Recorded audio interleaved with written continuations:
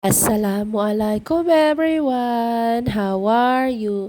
Ayan pala, gumagawa ako ng tuna sandwich para sa baon ng aking asawa. Ano yan? Tuna, any kind of tuna.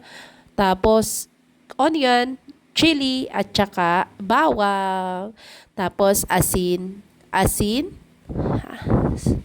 paminta, at saka lemon juice, at saka mayonnaise. Halo-haloin nyo na, tapos ilagay nyo na sa tinapay nang masarapan na kayo. O, syempre, tinikman ko yan. O, di ba?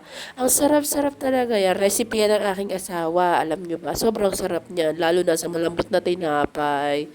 O, di ba? Maraming maraming salamat. Malungkot ako dyan. Alam nyo ba? Yun lang. Assalamualaikum. Jazakallah khairan. Bye-bye. Salamat.